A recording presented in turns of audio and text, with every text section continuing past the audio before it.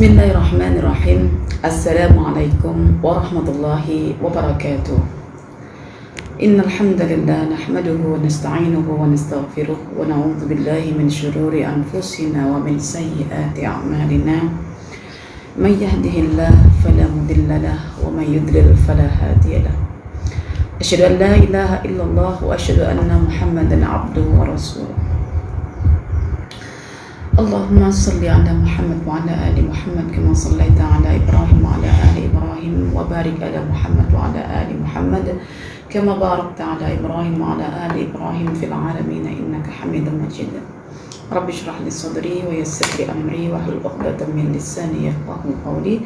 Rabbi zidni ilman warzuqni fahman amin ya rabbal alamin.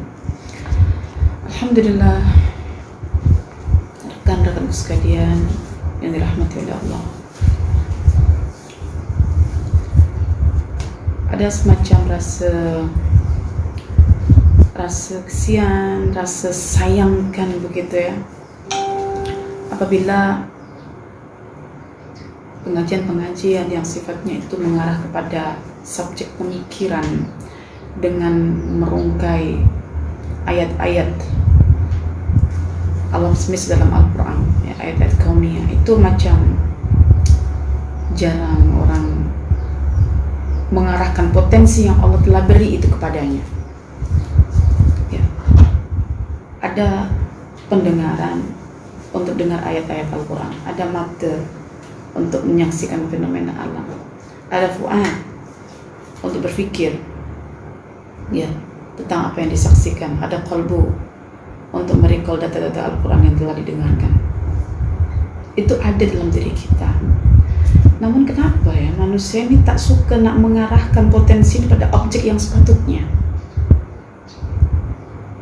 Maha benar Allah ketika mengatakan wa qalilan ma tashkurun, amat sedikit di antara kalian itu yang bersyukur.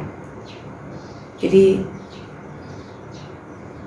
kita menjalani skrip Allah. Jika Allah telah mengatakan hal seperti itu, memang kebanyakan manusianya ini sudah terikat oleh hawa nafsunya, sehingga wahyu tidak begitu berarti dalam hidupnya. Dan kita memohon kepada Allah agar setiap gerak hati kita untuk menuju ayat-ayat Allah, Allah balasi dengan hadirnya perasaan khasyatullah. Ini yang kita coba pohon setiap kali selepas kita belajar, kita baca doa, Allahumma qsim lana min khasyatik. Ya Allah, bagi aku rasa khasyah. Dengan khasyah ini kita boleh tegakkan salat yang benar. Dengan khasyah ini kita boleh jalankan perintah Allah. Dengan khasyah ini kita boleh melahirkan rasa takut untuk buat maksiat kepada Allah. Dengan hadirnya khasyah ini kita mohon segala bentuk ketaatan kita dengan menjalankan perintah Allah, meninggalkan larangan Allah, dibalasi dan disudahi oleh Allah dengan adanya ampunan dan juga pahala yang besar berupa surga yang penuh dengan kenikmatan. Ya, itu sebagai perlu dari Ustazah ya. Selalu Ustazah kalau membaca ayat-ayat Quran yang disampaikan itu macam selalu hadir wajah-wajah yang tidak pernah terlihat secara face to face, tapi dalam alam maya hadir dalam ingatan Ustazah.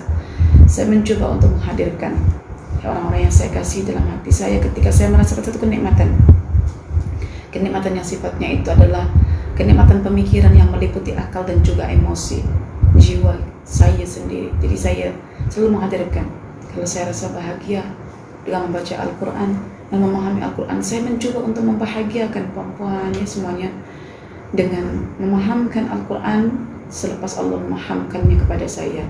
Rabbi zidni ilman warzuqni fahman. Tambahkan aku ilmu dalam masa yang sama. Pertambahan ilmu itu boleh membuat kita menjadi memiliki kefahaman. Baik, perempuan sekalian, kita hari ini ya akan bincang surah Yunus ya, masih dalam surah Yunus. Sudah dibuka buku Jawahirul Qurannya. Jadi buka buku Jawahirul Qurannya ya. Surah Yunus ya. Surah yang ke-10. Ayat yang ke-67 68. Kita akan bincang dua ayat ma'rifatullah. Dan muka surat 75. Ya, saya nak beritahu perempuan ya bahwa Al-Imam Al-Ghazali yang dikenali sebagai seorang yang peduli intens dengan kajian-kajian ma'rifatullah yang bertemakan qalbu, sehingga beliau mengatakan bahwa qalbu adalah akal yang paling mulia, dan Al-Imam Ibnu Qayyim mengatakan akal yang paling tinggi. Maka tidak heran ya, kepakaran beliau ini dalam bidang ma'rifatullah dan dalam bidang psikologi kolbu itu mencetuskan penelaahan, penganalisisan ya, lembaran demi lembaran dalam mushaf Al-Quran, mana yang masuk kategori ayat-ayat ma'rifatullah. Namun beliau hanya mengambil ayat-ayat itu saja, menyebutkannya dalam karya jawahirnya itu, ayat-ayat itu saja, tidak ada huraian ayat-ayat tersebut. Terlintas satu pertanyaan dalam hati saya, kenapa beliau di akhir hayatnya mampu untuk mengumpul ayat-ayat Quran yang terkait dengan fenomena alam dan dihimpun dalam tajuk ayat-ayat ma'rifatullah.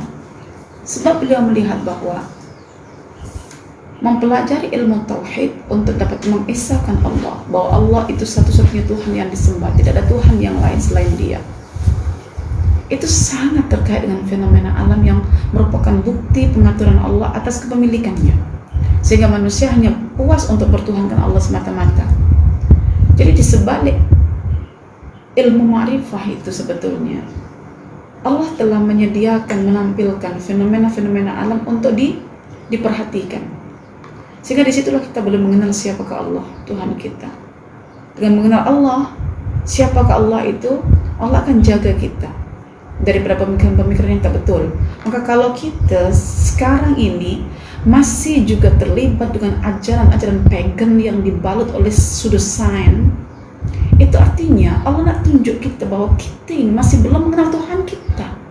Walaupun kita bincang tentang hati-hati, tentang sentuhan hati, tapi kalau masih mengikut teori-teori pagan yang telah ditransfer ke dalam dunia motivasi, dunia training dan lain sebagainya, kita akhirnya faham bahwa ramainya manusia yang cenderung kepada ilmu-ilmu pagan seperti itu, dibalut dengan kononnya ilmu sains ya, tapi dikaji balik adalah sudut sains semata.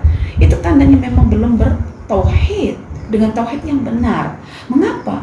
Karena tawaran-tawaran yang Allah bagi dalam ayat-ayat Al-Quran tentang siapakah dirinya yang mengatur alam semesta itu tidak diperhatikan oleh kita semua, oleh orang tersebut. Sehingga sangat lumrah tapi silap, yaitu menceburi dunia-dunia pagan. Sekarang ini kalau sedikit orang yang nak belajar tentang Allah, itu tanda memang bahwa akhir zaman dipenuhi oleh asyrarun nas, orang yang buruk. Dan kalau kita sudah belajar juga tentang ayat-ayat marifat, tapi masih belum ada filter untuk tolak jenis kebatilan-kebatilan, itu tandanya kita belum serius nak belajar mengenal Allah. Sehingga pagi belajar benda tauhidullah, petang atau siangnya sudah belajar asyirku billah, menyekutukan Allah. Ya. Mari kita dalami dahulu ilmu-ilmu mengenal Allah. Dan untuk tahu ilmu mengenal Allah ini, kita tak perlu tengok siapa dia, akademik kat mana, ilmuwan mana, tak perlu. Kita tengok perkataan dia macam mana, apa yang dia ulas, rujukannya mana. Itu sangat menyenangkan kita untuk mengenali kebenaran. Al-haqqu la tu'rafu bil-rijal, a'rifil haqq ta'rif ahla. Kebenaran itu jangan ditengok pada orangnya. Kadang-kadang ada orang ini ada kecacatan di mata masyarakat, tapi dia ada keilmuan secara akademisi, tapi dibuang begitu saja ketika lihat ada kecacatannya sedikit, dibuang, ditolak. Laksana nasi yang di atasnya ada sedikit busuk, lalu yang semuanya masih baru karena masa itu dicampur dengan yang nasi yang lama, lalu dibuang semuanya, itu silap, itu membazir. Dibuang yang tak betul, yang basi, kukuhkan dan ambil masih yang bagus. Itu sistem belajar. Ya, makanya Ustazah kadang-kadang mengambil satu rujukan, orang tak suka rujukan itu, tetapi Ustazah melihat secara ilmiah apa yang ditulis itu, ya, dan itu yang perlu Ustazah olah. Saya tak mengenal pribadi dia nak teruk ke tak teruk, karena itu yang saya perlukan adalah keilmuannya untuk saya ilmui dan saya renungkan balik ilmu itu. Bukan saya renungkan orangnya, saya renungkan ilmu itu saja. Ya, jadi itu belajar ya, puan-puan. Jadi kalau di akhir zaman belajar ilmu ma'rifatullah dianggap hanya milik tarekat, itu silap. Ya. Karena kata ma'rifat itu bukan milik orang tarekat. Dia adalah milik umat Islam yang Allah telah sebutkan pada akhir surah An-Naml. Ya. Allah mengatakan lita'rifunaha, supaya kamu boleh mengenal Allah melalui ayat-ayatnya. Maka disebut kata ma'rifat. Objeknya apa? Allah, ma'rifatullah, mengenali Allah. Oke. Ya, Ustazah kalau cakap begini, toko-toko misalnya, bukan Ustazah ambil semua pemikiran begitu. Apa yang Ustazah perlu, Pak? Ustazah ambil. Ya. Yang tak perlu, ya Ustazah ambil. Ya. Oke. Ayat 67, ayat 68 surah Yunus. A'udzu billahi minasyaitonir rajim. Bismillahirrahmanirrahim. Huwallazi ja'ala lakumul laila litaskunu fihi wan nahara mubsira. Inna fi dzalika laayatin liqaumin yasma'un. Qalu ittakhadallahu walada subhanahu huwal ghaniyyu lahu ma fis samawati wa ma fil ardi in 'indakum min sultanin bihadza ataquluna 'alallahi ma la ta'lamun. Astagfirullahal azim. Huwallazi, dialah yang ja'ala lakumul lail, menjadikan malam untuk kalian, litaskunu fi, supaya kalian boleh berehat pada masa itu, wan nahara, dan juga dialah yang telah menjadikan untuk kalian siang, mubsira, ya, yang menampilkan sinar yang terang, ya, cahaya terang benderang.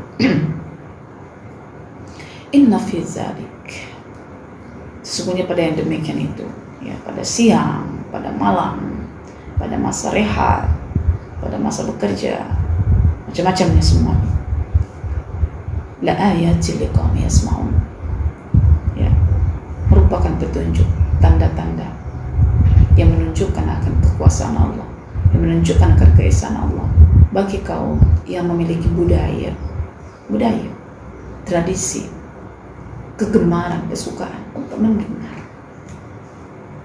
ayat-ayat Allah, mendengar ayat-ayat Allah dikombin dengan menyaksikan dan merasakan segala bentuk fenomena yang diatur oleh Allah.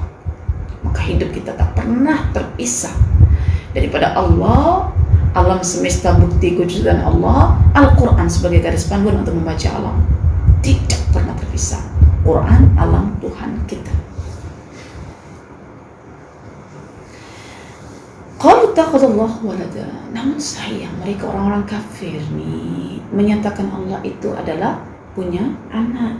Subhana, sungguh amat suci Allah nak punya anak nih.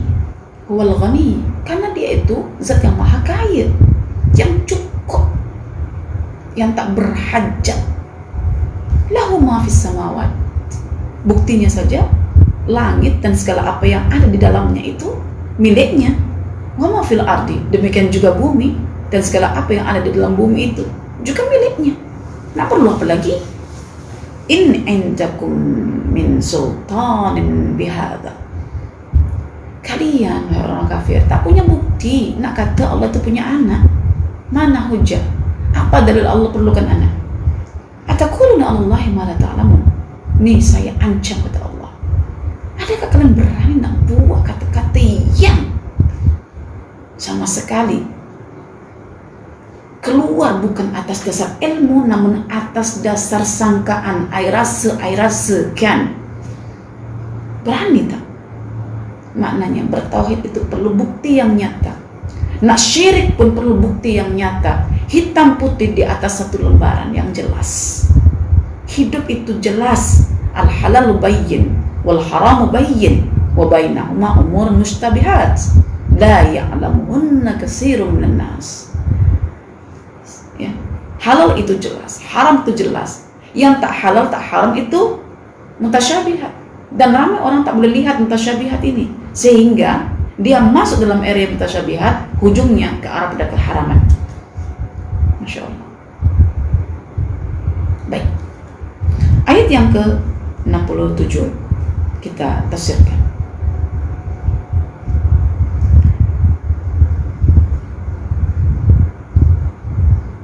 Puan-puan kalau membaca tafsir yang murni daripada hasil kajian orang yang menekuni bidang tafsir, terasa berbeza ya dengan membaca ya karya tafsir yang murni dia bukan orang dalam bidang tafsir secara akademisi, sehingga perbedaan itu nampak dari daya kritisnya. Satu olahan kritisan penuh, satu nukilan daripada buku-buku yang lain, sehingga jenuh orang nak baca. Tapi yang satu puas akal membaca. Ya, itu perlu dibiasakan. Huwa alladzi ja'ala lakumul laila litaskunu fi, itu satu bahagian anak kalimat. Wan nahara mubsira, satu bagian anak kalimat. Inna fi dzalika laayatin liqaumin yasma'un, bagian anak kalimat yang ketiga. Apa hubungan ayat ini dengan ayat sebelum, supaya kita boleh faham konteks ayat ini? Kalau kita rujuk dalam buku yang Ustazah tulis ini ya, yang Jawahirul Quran ini, ayat sebelumnya, ayat yang ke-66 itu membicarakan tentang kepemilikan Allah, serta menjelaskan tentang kemusyrikan manusia. Jadi ayat 66 bincang tentang kepemilikan Allah, langit bumi milik Allah, serta bincang tentang kemusyrikan manusia. Tapi manusia menyembah ya berhala sebagai sekutu Allah Ta'ala. Karena Quran ini memiliki munasabah yang memudahkan kita untuk mengingat, menghafal, mendalami itu melalui ilmu munasabah. Maka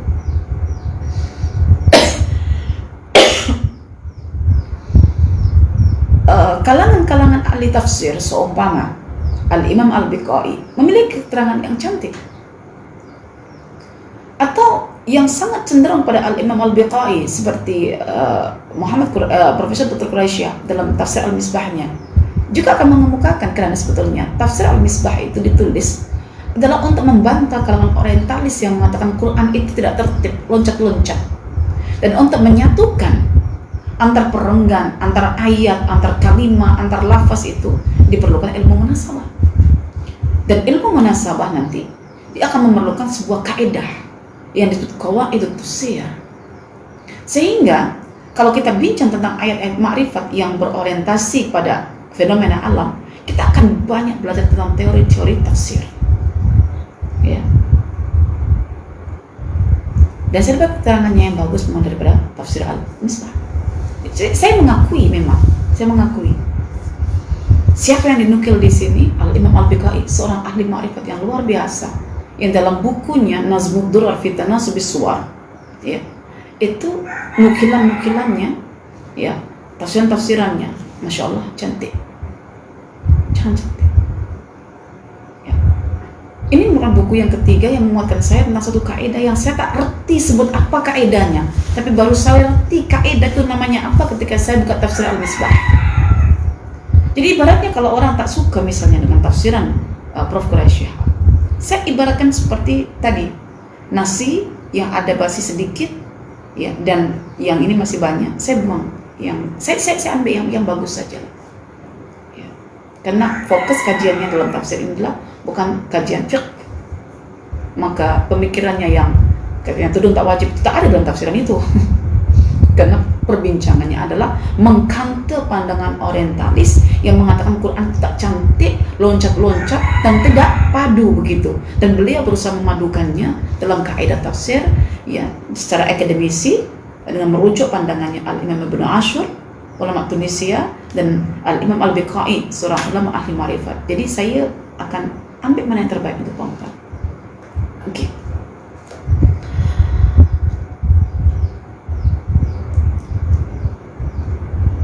Hubung kaitnya adalah ketika Allah telah menjelaskan tentang kepemilikannya, bahwa langit bumi dimilikinya, apakah Allah itu hanya dikata sebagai pemilik? Apakah Allah itu hanya disebut sebagai Malik, pemilik? Tidak, Allah nak tunjukkan bahwa dirinya itu bukan sebagai pemilik, tapi juga sebagai pengatur, Malik. Maka Al-Imam Asy-Syafi'i, mazhab Syafi'iyah, ketika baca Al-Quran surah Al-Fatihah sampai pada kata Maliki Yaumiddin, itu rakaat pertama. Rakaat kedua dibaca Maliki Yaumiddin. Ya, sebab apa? Nak memadukan antara makna pemilik dan pengatur. Sebab itu Profesor Dr. Muhammad Nabulsi mengatakan, tidak selamanya orang memiliki, dia boleh mengatur apa yang dimiliki. Dan tidak selamanya orang yang mengatur sesuatu itu dimilikinya. Dan Allah hendak menunjukkan dirinya, dia pemilik sekaligus pengatur. Saya tak memiliki rumah ini karena saya menyewa, tapi saya bebas mengaturnya sekarang ini. Nak pasang ini, pasang itu, pasang itu, saya mengatur tapi tidak memiliki. Tuan rumah saya memiliki rumah ini tapi tidak mengatur. Dan Allah memiliki alam semesta, makhluk ciptaannya, dan juga mengatur. Maka bukti pengaturan itu disebutkan pada ayat yang ke-67. Paham di sini? Ayat yang ke-67. Bahwa sistem pengaturan jagat raya ini Allah yang mengatur sebagai pemilik. Dan setiap apa yang dimiliki oleh Allah, karena Allah itu penciptanya, maka setiap pencipta atas dasar keilmuannya, Al-Khaliq, Al-Alam, ya, Al-Khallaq, Al-Alim, ya, yang mencipta atas dasar pengetahuannya, dia akan punya, memiliki apa yang diciptakan itu, dan dia juga yang layak untuk mengatur apa yang diilmu, yang dimiliki, yang diciptakan itu. Ya kan, begitu logiknya. Sekarang Allah nak atur kita melalui skrip Al-Quran, mau tak? Mau. Tapi ketika kita mau, nak baca tak? Nak. Tapi ketika kita baca, nak faham tak? Nak faham, nak pahala aja. Macam mana kita baca Quran kita tak faham? Sedangkan Anda baca novel tak faham saja, Anda lempar novel itu. Kenapa Anda tak lempar Quran? Kita tak faham. Nanti dosa. Yang dosa itu kan lempar Quran. Yang dosa itu tak faham Quran sebagai skrip hidup kita. Ustaz, saya ajar lempar Quran? Tak, saya tak ajar. Saya nak kata apa? Nak kata bahwa kita ini terjebak oleh sesuatu yang kita anggap baik, namun apa yang kita anggap baik itu adalah talbis iblis, tipu daya iblis. Setakat membaca sana sini, hatam sana situ, dapat telekung, tetapi tidak tahu apa yang dibaca, sehingga paginya belajar benda elok, siangnya belajar benda syirik.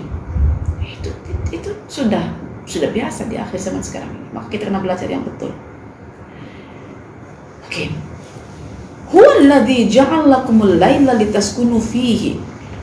Dialah yang telah mengatur apa yang diciptakan itu dengan menjadikan pada alam semesta yang diciptakan itu adanya lail. Apa lail itu? Malam. Apa sifat malam itu? Sifatnya malam itu adalah gelap. Dan apa makna gelap itu? Maknanya kalau gelap itu tidak ada cahaya yang boleh membuatkan mata kita berfungsi untuk melihat sesuatu. Karena mata sudah dapat melihat sesuatu, baiknya istirahat. Ya, kalau sudah istirahat, nanti Allah akan atur bahwa selepas istirahat sudah cukup, akan dibagi cahaya yang terang benderang supaya mata boleh pandang dan boleh bekerja. Maka disebutlah pada perenggan yang kedua, maksudnya anak kalimat yang kedua, wan nahara mubsira, dan siang mubsira, yang terang benderang. Oke. Di sini puan-puan, kalau kita membaca Quran hanya setakat tahu terjemahan, itu macam caca faham lah gitu ya. Tapi kalau kita baca Al-Quran ini, lepas kita faham terjemahannya, kita ingin merasakan keindahan sastra Quran sampai masuk dalam relung jiwa kita, melintasi kalbu kita, melintasi fuad, akal kita semuanya, memuaskan akal kita, menyenangkan perasaan kita, maka kita kena belajar ilmu badiah, ya, ilmu lugha, ilmu balaghah, yang mencari titik keindahan Al-Quran, ya, dengan melihat keindahan tutur penyampaian Quran, ilmu bayannya, ya, kita dengan ketinggian maknanya, ilmu ma'ani. Memang saya kalau tengok Quran ini, ya Allah, memang kalau sehari je tak baca satu ayat gitu, direnungkan untuk memuaskan kita punya roh gitu ya, punya akal, itu macam ada benda kosong atau hari itu tak tahu nak dimasuki apa begitu. Paling tidak ulang kaji Oke. Pada ayat ini Allah menyebut malam, lail, dan menyebut nahar, siang.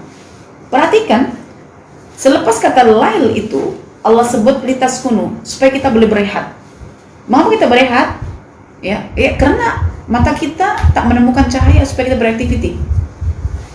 Oke. Kemudian pada anak kalimat kedua itu ada nahar, ada mubsirah, ada siang, ada mubsirah. Jika kita perhatikan ayat ini, sebetulnya Quran itu terlalu tinggi, terlalu tepat diksinya, poin pilihan katanya. Bukan hanya itu, dia merangkumi makna yang luar biasa. Lepas itu, tingginya makna itu sangat kontekstual, sesuai dengan perbincangan. Oke. Bila Tuhan ya sebut lail, ya, huwallazi ja'alakumul lail, malam. Untuk apa malam ini diadakan Allah? Litaskunu, supaya kita merasakan sakinah. Apakah sakinah itu? Sakinah di sini tidur. Mengapa tidur atau rehat? Karena sakinah itu dari kata sikin itu pisau. Pisau itu kalau dia tajam itu dia berfungsi untuk menidurkan, menenangkan hewan yang disembelih supaya dia tak bergerak. Dan Allah dah kata bahwa ketika kita malam kita tidur, hakikat tidur adalah kematian kecil. Ya, pernah kita bincang tuh. Maka kita nampak orang tidak bergerak tidur itu memang betul-betul macam hewan yang sudah disikin, disembelih. Maka kenapa pisau dikatakan dengan sikin yang membawa pada ketenangan? Karena dia digunakan untuk memotong makhluk hidup. Kalau dipotong, makhluk hidupnya itu adalah tak bergerak, tenang, diam, maknanya mati. Maka malam disifati oleh Allah adalah as-sakinah. Tujuannya untuk apa? Untuk menenangkan manusia. Manusia siapa yang ditenangkan? Manusia yang ketika siangnya sebelum malam itu sudah bekerja penuh letih, penuh lelah. Andai kata malam itu tidak diset Allah gelap, sedangkan manusia itu memiliki ketamakan untuk dapatkan dunia yang banyak, maka manusia akan menjejaskan nyawanya di mana malam dia tidak akan pernah berhenti untuk bekerja. Kalaupun berhenti bekerja, tidak stable dan tidak cukup memuaskan karena ada pencahayaan, penyinaran begitu. Masih layu, tidak fresh. Oke? Itu malam dengan litaskun. Tiba-tiba Allah menyebut lagi pasangannya malam itu adalah nahar, yaitu siang. Oke, siang. Dan disifati bahwa siang itu adalah mubsirah. Mubsirah itu dari kata absara yubsiru ibsar mubsirun ya. Yaitu siang yang memancarkan ya sinar yang terang benderang, mubsirah yang memancarkan sinar terang benderang. Di sini seolah-olah Allah nak katakan bahwa siang itu ya laksana makhluk hidup yang boleh mubsirah, boleh melihat sesuatu yang kerana ada cahaya atau sinar yang meliputi sesuatu itu sehingga siang boleh melihat, seolah-olah begitu. Atau matahari itu boleh melihat, padahal sebetulnya bukan melihat matahari, cuma selalu diposisikan sebagai sesuatu yang ada akal karena boleh melihat, mubsirah, karena ini isim fa'il, pelaku.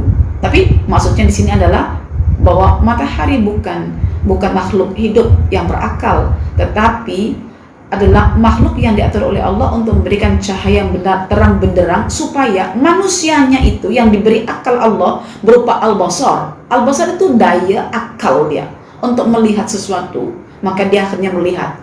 So manusia ini sangat sempurna, matanya punya daya apa? Daya untuk melihat. Matanya al-ain, tapi dayanya al-basar, dia boleh melihat. So makanya sangat rumit bila kita mengkaji tentang organ atau anatomi mata manusia ini sampai melibatkan saraf, sel ataupun retina dan lain sebagainya. Itu berapa juta selnya, sel kerucut ke sel batang ke kalau begini begitu, kalau ada cahaya berwarna-warni macam mana, itu semua dalam kajian kedokteran bidang mata. Tapi ini semua adalah daya akal yang boleh menatap dan melihat sehingga menentukan color, warna, bentuk, size dan lain sebagainya. Ini manusia. Tapi mengapa ada manusia yang menuhankan berhala yang ianya tidak dapat melihat melalui daya basarnya? Itu yang pelik. Dan mengapa orang-orang kafir, musyrik, dikatakan musyrik karena mereka berdepan dengan berhala, walaupun dia nak kaitkan ritual dia dengan Tuhan, Allah kata itu sebagai syirik, karena syirik itu bentuknya macam-macam. Ya. Syirik itu macam-macam jenisnya. Dia bukan satu. Maka orang-orang kafir tak pernah mau dikatakan oleh Allah bahwa kalian itu orang-orang musyrik. Mereka cuma kata, mana buduhum, kami tak sembah pemberhala ini wahai Allah, illa liyuqarribuna ilallahi zulfa. Cuma saya nak jadikan berhala sebagai itu media supaya saya boleh fokus dan saya boleh beribadah kepadamu melaluinya ini. Tapi Allah kata itulah hakikat syirik itu. Dan ramai orang hari ini, kami tak pernah nak kata bahwa Allah itu sekian. Kami kata Allah itu Tuhan kami, tetapi dia lupa bahwa kesyirikan itu sangat luas. Karena itu namanya kesesatan, tidak ada ukurannya. Dan kebaikan itu sangat terhad, tapi orang susah melakukannya walaupun terhad. Sedangkan kesesatan itu tak terbatas, tapi orang boleh buat sampai tanpa batas, tak boleh masuk akal kejahatan mereka itu. Oke. Perempuan, ketika Allah meletakkan kata al-lail di sini dikaitkan dengan litaskunu, ya, untuk ketenangan, malam itu untuk rehat, dan nahar, siang, untuk mubsirah, untuk menghadirkan cahaya terang benderang. Perempuan rasa confused tak? Rasa macam Quran ini tak betul lah gitu. Ada rasa tak? Perempuan takkan rasa benda ini kalau tidak mengkaji Quran dari segi susunannya, tata cara penyampaiannya, bayannya macam mana. Saya kalau fikirkan patutnya begini, huwallazi ja'ala lakumul laila litaskunu fihi wan nahara lita'malu. Dan dialah yang telah menjadikan untuk kalian malam supaya kalian berehat, dan juga siang supaya kalian bekerja. Patutnya begitu tak? Karena rehat lawannya itu kerja. Betul? Tapi mengapa Allah katakan rehat lepas itu terang benderang? Bukankah terang itu lawannya gelap? Betul tak? Dan bukankah rehat lawannya kerja? So di sini Allah hendak memasukkan 4 makna melalui 2 lafaz. Allah sebut di sini ya cuma sakinah, tenang untuk rehat, dan mubsirah, terang benderang. Tetapi karena tenang dan terang benderang ini bukan lawannya, maka kita hadirkan. Lawannya tenang itu apa? Lawannya tidur, rehat itu apa? Bekerja. Dapat maklumat bekerja. Lawannya terang itu apa? Gelap. Bermakna malam itu sifatnya gelap untuk berehat, dan siang itu sifatnya adalah terang untuk bekerja. Itu mahunya struktur Quran ini dimaknai seperti itu. Dan ini dalam kaidah tafsir disebut dengan al-ihtibak. Apa perempuan? Al-ihtibak. Makanya dulu ketika saya membaca tafsir yang ditulis oleh bukan orang yang mendalami ilmu tafsir tapi suka dengan penafsiran, saya confused ketika mufasir ini menafsirkan tentang surah At-Tin. Wat-tini waz-zaytuni wa turi sinin wa hadzal baladil amin laqad khalaqnal insana fi ahsani taqwim thumma radadnahu asfala safilin. Itu ditafsirkan dengan menggunakan makna bahwa manusia itu diciptakan dalam keadaan yang baik secara fisikalnya, secara penciptaannya, dan dia akan mengalami nyanyuk. Ketika mengalami nyanyuk, saya cek seterusnya itu illal ladzina amanu wa amilus shalihat, kecuali orang-orang beriman. Saya terfikir sendiri ketika baca itu, saya tak puas tafsiran itu. Tapi saya belum punya data tafsiran yang lain. Saya tak puas baca tafsiran itu. Sebab saya suka kalau baca Quran menggunakan pendekatan ilmu mantik. Dan ilmu mantik ini masuk dalam kategori ilmu bahasa Arab. Ilmu mantik, bahwa sesuatu itu dapat dikenali melalui lawannya. Kalau anak Anda tengah tidur bermakna dia tidak sedang bekerja. Kalau anak Anda sedang bekerja bermakna dia tidak sedang tidur. Itu yang saya boleh tangkap melalui akal mantik. Ya, lawan sesuatu. Saya pelik dan saya akhirnya mengatakan saya tak boleh ambil tafsiran dia. Tapi saya belum rujuk tafsir yang lain, ya tafsir belum masuk semua. Malah saya tak dapat poin itu yang saya nak coba menggunakan pendekatan ilmu mantik, saya tak dapat. Akhirnya saya memikir sendiri, ini pasti menurut saya ya, ini pasti yang dimaksudkan asfala safilin itu adalah bukan nyanyuk, tetapi yang dimaksudkan adalah neraka jahanam. Neraka jahanam. Dan pelakunya ini adalah orang kafir. Orang kafir. Karena itu sambungannya adalah illal ladzina amanu, kecuali orang beriman. Karena itu kalau ada illal ladzina amanu, pengecualian bermakna umumnya yang tak dikecualikan itu adalah orang-orang kafir. Saya gitu. Bermakna kalau kita sebut ada kata iman, lawannya ada kafir.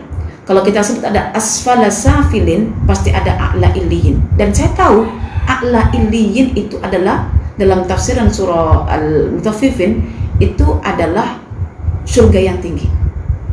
Oh, bermakna surga yang tinggi lawannya adalah asfala safilin, yaitu neraka jahanam yang paling rendah. Jadi akhirnya saya dapat 4 makna di situ. Kafir, kemudian iman lawannya, neraka jahanam, dan juga surga ghurfah, surga yang tinggi. Saya dapat 4, tapi saya tak punya bukti.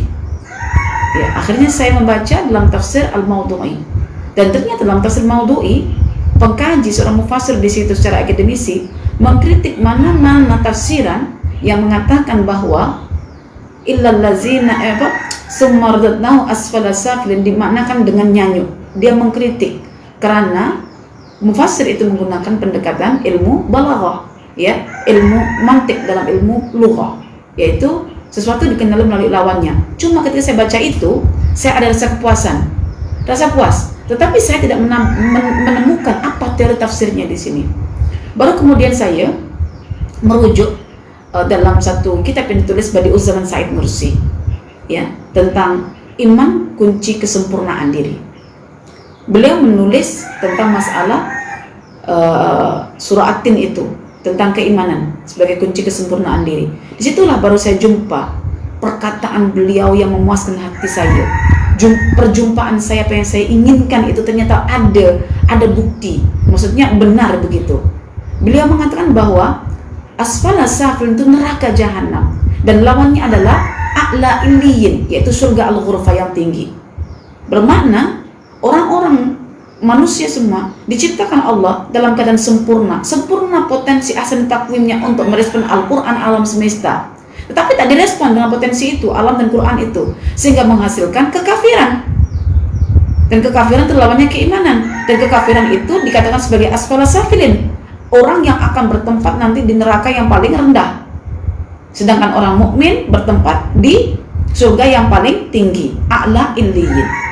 Tetapi walaupun demikian, saya dapatkan keterangan dalam buku Badi'uz Zaman Said Nursi itu, hari ini saya baru nampak apa teori tafsirnya dalam kitab tafsir Al-Misbah. Inilah yang dikatakan dengan teori al-ihtibak, yaitu menghapus makna pada anak kalimat pertama, karena makna yang dihapus itu telah ditunjukkan pada anak kalimat yang kedua, yaitu lafaz gelap pada penggalan anak kalimat yang pertama, ya, dibuang oleh Allah karena akan ditunjukkan pada anak kalimat yang kedua, yaitu wan-nahara mubsira, siang yang terang benderang. Kalau siang terang benderang bermakna malam itu gelap gulita. Oke? Dan kalau malam yang gelap gulita itu sifatnya adalah as-sakinah, untuk memberikan ketenangan, bermakna kita akan menemukan bahwa makna pada penggalan anak kalimah yang kedua dihapus oleh Allah, yaitu tentang bekerja. Karena apa? Karena makna bekerja ini telah ditunjukkan oleh lawannya, yaitu as-sakinah. Maka dari sini kita boleh mengumpul 4 makna dengan keringkasan bahasa Al-Quran, dan ini yang dikatakan sebagai ketinggian sastra Al-Quran. Kalau saya bincang tentang masalah begini, Puan, saya semakin rasa indahnya penuturan Al-Quran, bestnya Al-Quran, rasa ada khasyah, rasa kagum dengan kalam Allah, ringkas, padat, makna, berisi, tetapi bagi orang yang mau menggunakan akal pikirannya untuk menerokai.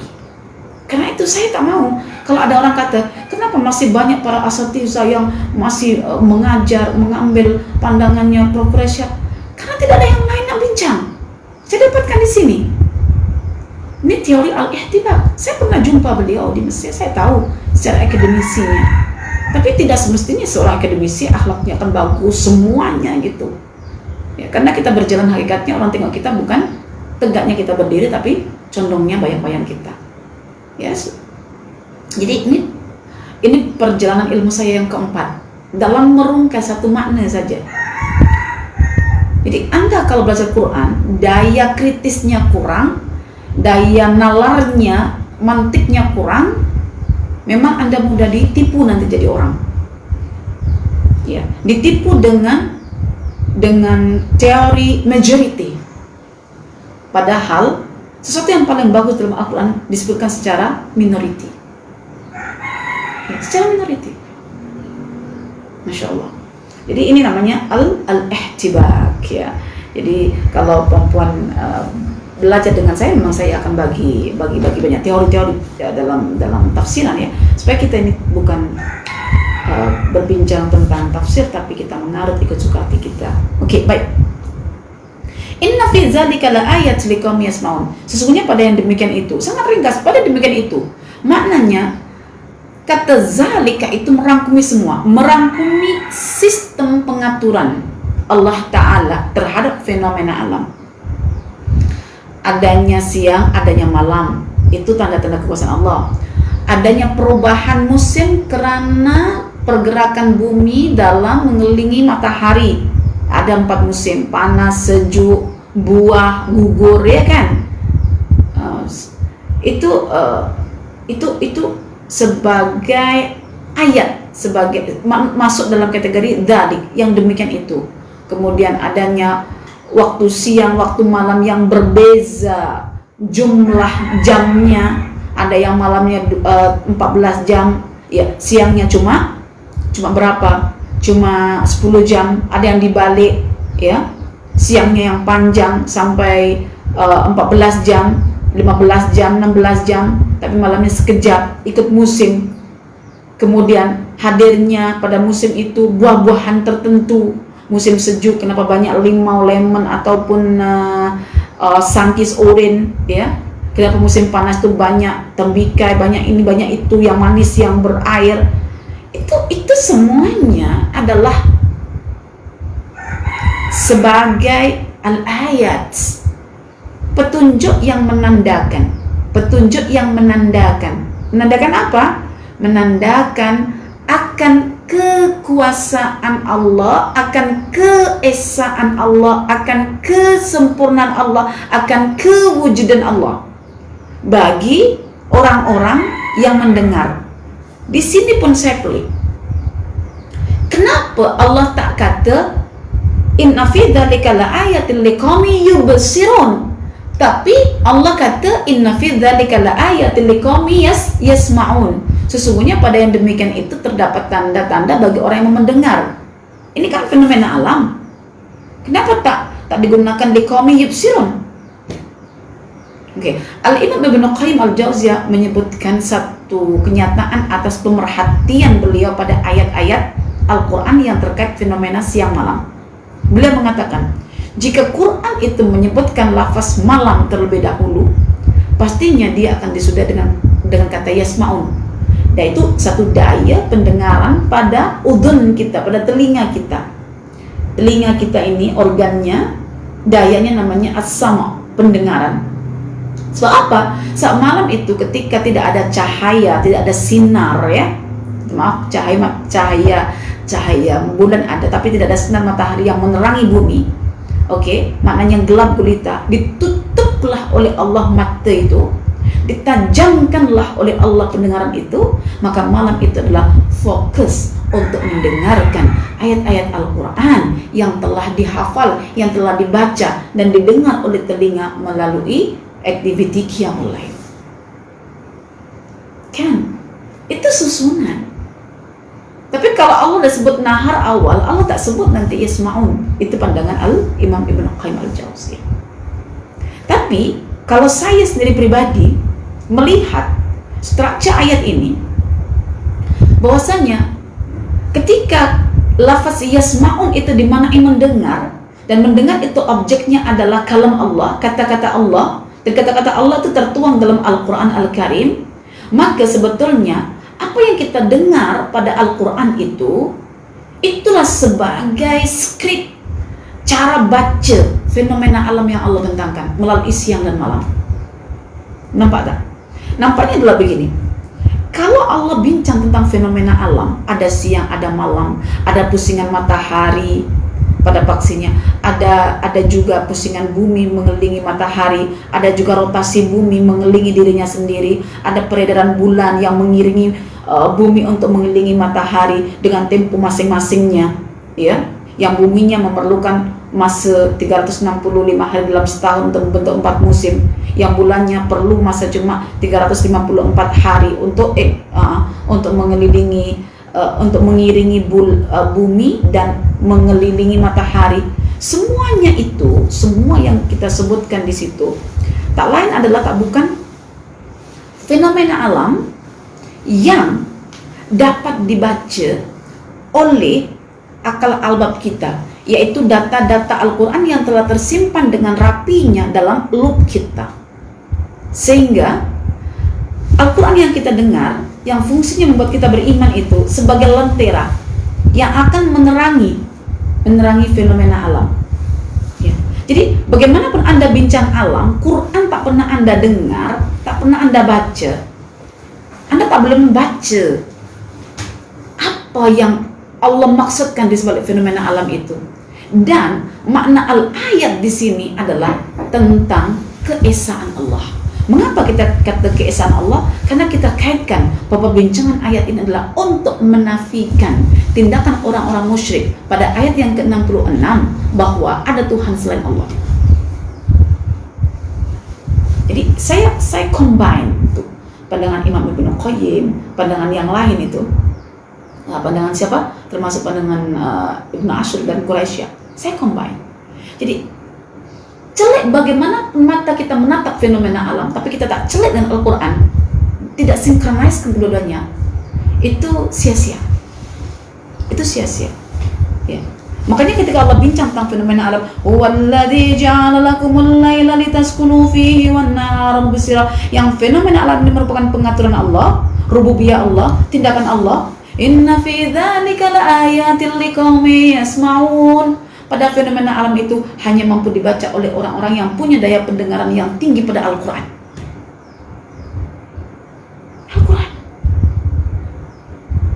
Dan Al-Quran itu pengaruhnya dapat dirasa ketika dibaca di waktu malam. Jadi saya nampak, ya Allah cantiknya. Ada diungkapkan kata lail, ditutup yasmaun. Ada diungkapkan tentang masalah mubsira, yang terang benderang itu, tapi dikaitkan juga dengan Al-Quran. Maknanya orang-orang kafir, kalau dia mau mendengarkan Al-Quran, dia akan punya pandangan yang tajam bahwa dirinya yang boleh tengok fenomena alam, yang berhala tak boleh tengok fenomena alam. Kenapa disembah? Dari kata mubsirah yang Allah pilih di sini, yang tujuannya untuk menjelaskan bahwa lail itu adalah muzlimah, yaitu gelap. Itu saja boleh kita maknai lebih dari itu, bahwa Allah letakkan mubsirah adalah menyindir kita semuanya. Kamu punya mata, punya daya untuk melihat, tapi mengapa kamu percaya pada benda yang kamu bentuk ada mata, kamu yakin dia boleh melihat, tetapi dia tak punya daya? Mana yang lebih bodoh? Yang lebih bodoh itu bukan berhala, yang bodoh itu yang menuhankan berhala. Maka antara kita dengan berhala, ketika kita menjadi penyembah berhala, yang bodoh bukan berhala, karena berhala hasil rekaan kita. Ataquluna 'alallahi ma la ta'lamun. Yang bodoh itu adalah kita. Sama kalau sekarang diungkap teori-teori pagan, ya, teori-teori paganism yang masuk dalam dunia motivasi, dunia hiburan dan lain sebagainya. Hakikatnya kita semuanya diperbodohkan oleh syaitan melalui ajaran-ajaran pagan yang dikemas dalam sudut sains itu. Allahu Akbar.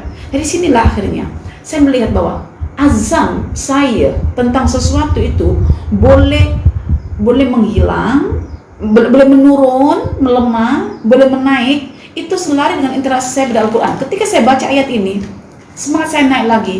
Ya Allah, aku ingin bangun di waktu malam. Aku ingin bermunajat. Aku ingin baca Al-Quran. Aku ingin nak dengarkan pengaruh Quran, ya, ke dalam kalbuku. Aku ingin jadi orang yang lebih baik ketika pagi hari, karena spiritku, ruhku telah disentuh oleh Al-Quran pada waktu malam. Semakin naik lagi saya punya keinginan ketika baca. Makanya kalau kita ingin menepati apa yang kita punya azam, tanpa ada Quran yang kita dengarkan, percayalah azam itu akan perlahan-lahan runtuh. Dan akhirnya kita hilang. Dulu kita punya azam untuk belajar, konsisten. Belajar apa? Ayat-ayat Al-Quran.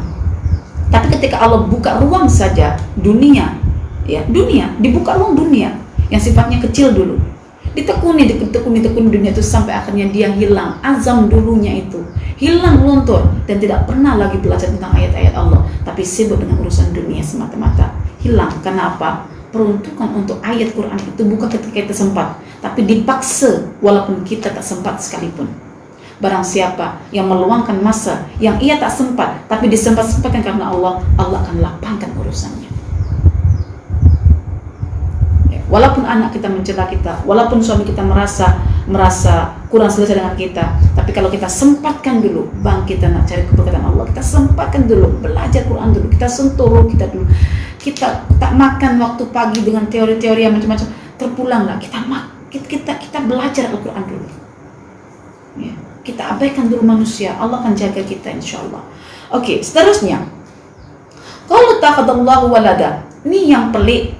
Sebetulnya ayat yang ke-67 membincangkan tentang tauhidullah, bahwa apa yang Allah nak melalui fenomena yang saya jelaskan tadi itu adalah supaya kita boleh menangkap hin di dalam ayat ini. Apa hinnya?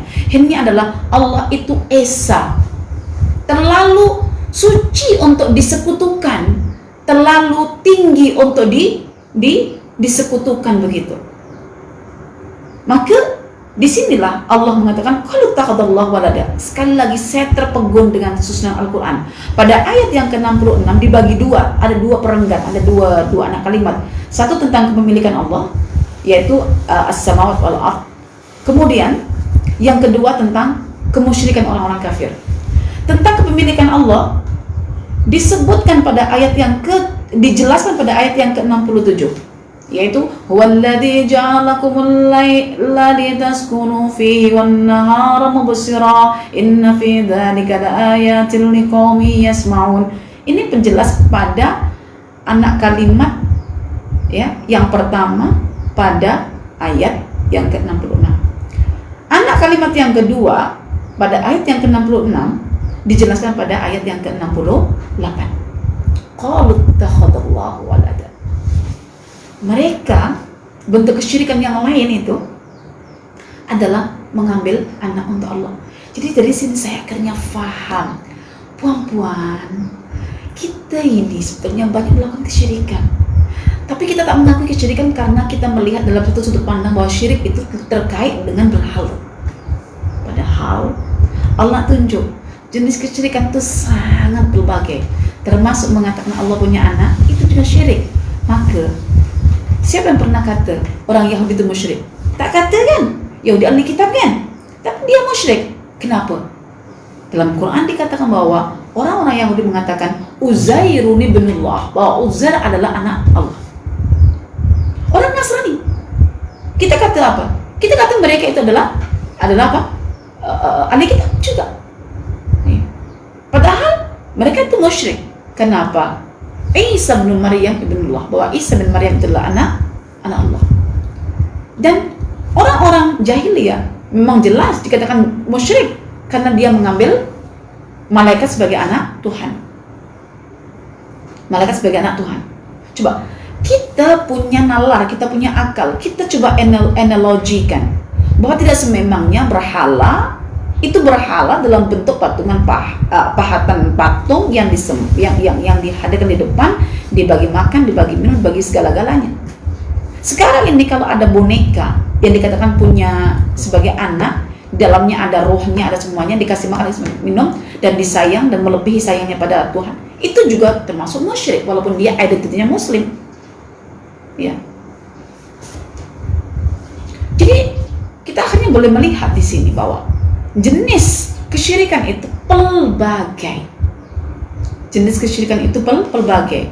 Oke, kita cek di sini pelbagaiannya adalah mereka menjadikan Allah sebagai Tuhan yang punya anak. Allah kata, Allah terlalu suci untuk dikatakan punya anak. Sebab kalau memiliki anak, Allah itu perlu, dan bila perlu itu menafikan kecukupan Allah. Maka Allah dikatakan di sini wal ghani. Padahal Allah itu adalah al-ghani, yaitu Maha kaya. Maha kaya di sini adalah al-ghani, al-ighna, la yahtaj. Tidak perlu, tidak ada hajat langsung. Mengambil anak itu ada hajat. Anda kalau punya rumah tangga selama 10 tahun tak punya anak, Anda berdoa tak? Berdoa. Anda pergi tak buat rawatan ke dokter? Buat rawatan. Anda cek tak alat reproduksi Anda? Anda cek. Anda kawal tak makanan minuman yang terbaik untuk proses boleh mengandung itu? Anda kawal. Anda tertib, Anda teratur menjaganya. Untuk apa? Untuk punya anak. Mengapa? Karena Anda perlu. Yang kalau ada anak, sistemnya adalah sistem pewarisan. Boleh cek dalam surah Maryam. Yang namanya anak itu ada sistem pewarisan. Bahwa ayahnya akan mati dan anak akan mewarisi. Adakah Tuhan ketika punya anak, Tuhan akan mati dan akan diwarisi? Oh, kita tak katalah Tuhan itu akan mati dan diwarisi anaknya. Tapi konsep anak itu seperti itu. Kalau kita belajar dari evidence bahwa setiap kata anak itu mesti akan mewarisi, maka ayah akan diwarisi. Dan yang diwarisi selalunya akan mati. Itu kata Nabulsi. Dan bila Allah diwarisi, Allah akan mati. Dan adakah Tuhan itu mati? Coba, sampai dalam tahap ini kadang kita tak berpikir apa yang kita buat itu adalah kesyirikan. Selalunya kita mengelak. Iya, kita orang paham, kita tak ada maksud pun nak syirik. Tetapi diksi yang kita pilih itu sudah menunjuk pada kesyirikan. Makanya orang belajar Quran itu sangat hati-hati dalam memilih diksi, dalam menyampaikan sesuatu. Karena apa? Membuka ruang dan peluang serta celah bagi orang lain untuk mengkritisi akan kesilapan kita punya perkataan. Tapi orang baca Quran kurang cakapnya, pemilihan kata sangat dijaga. Baik. Seterusnya, Allah itu Maha Kaya. Apa bukti kekayaannya? Lahu ma fis samawati ma fil ardh. Kalau Allah itu pemilik langit dan bumi, buat apa lagi Allah nak perlukan anak? So, Allah itu punya hamba. Kita semuanya hamba-hamba Allah. Dan kita dimiliki oleh Allah. Kalau kita semua dimiliki oleh Allah, mengapa nak ambil satu di antara kita semua jadi anak begitu? Ibaratnya, ini aku bagi engkau 100%. Ambil je buku ini. Saya jual dengan 99% atau langsung 100%. Takkan kita yang masih waras akal, tak apalah aku ambil 1% je. Kita kata orang gila kan, dikasih 100% tak mau dia, minta 1% je. Jadi harga 100 ringgit, jadinya dia masih kena bayar 99 ringgit. Nah, kalau kita kan, alhamdulillah. So Allah itu menjadikan kita semua itu miliknya, sampai disandarkan kepadanya. Wa qul li ibadi, dan katakan untuk hamba-hambaku. Ya, mudhaf ilaih. Itu menunjukkan kepemilikan bahwa kita dimiliki oleh Allah. Allah itu Al-Malik. Kalau Allah itu Al-Malik, Malikul Haq, buat apa Allah nak ambil satu makhluk? Namanya Uzair, namanya Isa, namanya malaikat. Buat apa? Nampak tak? Nampak sangat kata-kata mereka itu membodohkan Tuhan gitu. Kalau Tuhan kita sampai mengambil anak, bagaimana Tuhan kita itu bodoh sangat gitu. Ya, karena dia akan diwarisi, dia akan mati. Karena dia memiliki benda yang lebih kecil, benda yang besar. Ya. Dan akhirnya kita sendiri sebagai hamba, ketika Allah mengambil anak, apalah nilai kita sebagai hamba jika Allah sudah punya anak? Kan?